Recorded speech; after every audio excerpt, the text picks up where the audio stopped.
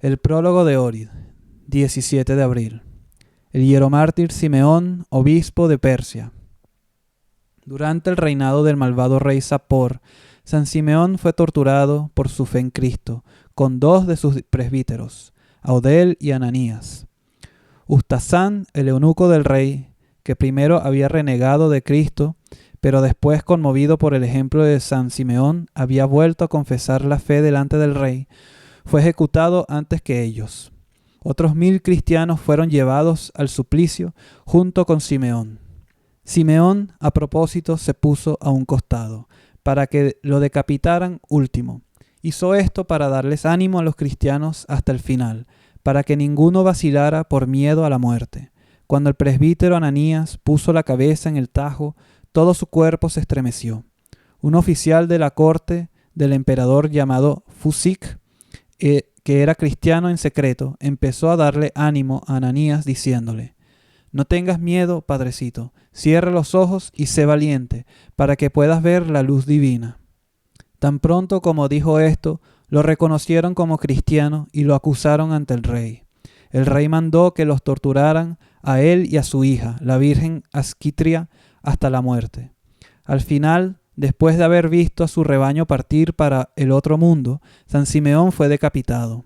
Al año siguiente, el Viernes Santo, Asat, el querido eunuco del rey, fue martirizado por su fe en Cristo. Y junto con él, miles de fieles más. Entonces el rey lloró por la muerte de su eunuco y suspendió las matanzas de cristianos. Todos padecieron honorablemente por Cristo, Rey y Señor, en el año 341 o en el año 344. San Acacio, obispo de Melitene. Llevó una vida ascética en la ciudad en que había nacido, es decir, en Melitene, en Armenia. El bienaventurado Otrio, obispo de esa ciudad, que participó en el segundo concilio ecuménico, lo ordenó presbítero. Tras la muerte de Otrio, Acacio llegó a ser obispo. Participó en el tercer concilio ecuménico en Éfeso, 431, que condenó la herejía de Nestorio sobre la Madre de Dios. Allí, junto con San Cirilo de Alejandría, combatió con gran celo por la pureza de la fe ortodoxa. San Acacio alcanzó gran gracia delante de Dios y hacía muchos milagros. Después de muchos y fervientes años al servicio del amor de Dios, descansó serenamente en el Señor en el año 435. San Agapito, Papa de Roma.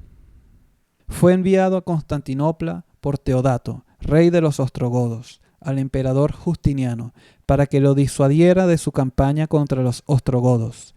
En el camino curó a un mudo y a un ciego. En Constantinopla ayudó en la consolidación de la ortodoxia. Descansó en el Señor en el año 536. Los venerables Sabatino y Zósimo fueron los fundadores de la comunidad ascética de la isla de Solovki, en el Mar Blanco, en el Ártico. Muchos grandes santos salieron de este monasterio de Solovki. San Sabatino descansó en el Señor en el año 1435 y Zósimo en el año 1478. Reflexión. Después del cuarto concilio ecuménico, en Calcedonia 451, el herético emperador Anastasio envió a prisión a los patriarcas ortodoxos Elías de Jerusalén y Flaviano de Antioquía.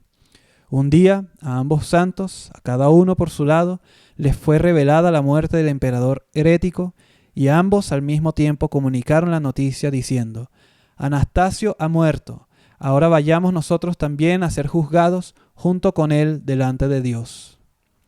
2 días después de la muerte del emperador, ambos patriarcas murieron. ¡Cuánto celo por la fe verdadera! Y qué humilde esperanza en el juicio de Dios. A estos 2 santos no les importaba vivir mucho tiempo en la tierra, sino la verdad de Dios. Tampoco dijeron: «Nosotros juzgaremos al emperador», sino «que Dios lo juzgue». Nuestra estadía en la tierra no es para que nos establezcamos, sino para que hagamos nuestra elección personal entre el bien y el mal, entre la verdad y la mentira. Felices de nosotros si en todo confiamos en la voluntad de Dios y en el juicio de Dios, porque en todo hay que tener una gran fe. Estos grandes pastores tenían una gran fe. San Acacio también tenía una gran fe. Una vez, durante una gran sequía, cuando el pueblo ya había caído en la desesperación, el maravilloso Acacio encabezó una procesión del pueblo por la ciudad y los alrededores. Había ordenado que la divina liturgia se celebrara fuera de la ciudad, en la iglesia de San Eustacio. Después de haber consagrado los santos dones, Acacio no tuvo necesidad de verter agua en el cáliz, porque habiéndole pedido a Dios que él, el Altísimo, hiciera descender de las nubes el agua para el cáliz, Dios oyó la oración de su siervo fiel, y envió una lluvia abundante, tanto sobre los resecos campos como sobre el santo cáliz. Contemplación. Contemplar al Señor Jesús resucitado. 1. ¿Cómo permaneció en la tierra 40 días más luego de la resurrección, apareciéndose a los fieles y fortaleciéndolos en la fe? 2. Cómo, con sus apariciones durante 40 días, mostró que no había resucitado para sí mismo, sino para toda la humanidad. Homilía sobre la maravillosa promesa de Cristo. Al que venciere le haré sentarse conmigo en mi trono, así como yo también vencí y me senté con mi Padre en su trono. Apocalipsis 3:21. Esta es, hermanos, la promesa de Cristo, el vencedor del diablo, del pecado y la muerte. Pero el diablo, el pecado y la muerte son más fuertes que el hombre. ¿Quién entonces podría vencerlos? Nadie más que Cristo, y aquellos que están firmemente unidos a Cristo y con sus armas entran en la batalla. El diablo es tan antiguo como el mundo, y más antiguo incluso que el mundo. ¿Cómo podría un hombre, cuya vida es medida por las oscilaciones de un péndulo, vencer al diablo que tiene miles de años y que ha aprendido a hacer la guerra a las personas?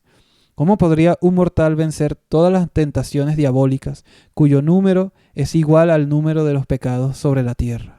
De ningún modo, si no sabe que el Señor Jesús en lo alto del monte venció los 3 tipos de tentaciones diabólicas.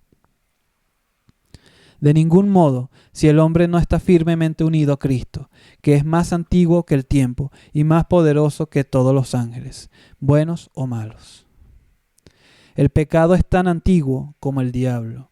¿Cómo podría el hombre, cuya vida es medida por las oscilaciones de un péndulo, evitar el pecado, que es una enfermedad contagiosa y maloliente, que se ha transmitido de generación en generación y de un hombre a otro hombre, desde que en la tierra existe el hombre? De ningún modo, si no sabe que existe un único hombre que nunca pecó, ni en el nacimiento, ni luego de su nacimiento. El Dios hombre, Jesucristo, que por amor a la humanidad y con el fuego de su divinidad aplastó el pecado en la cruz.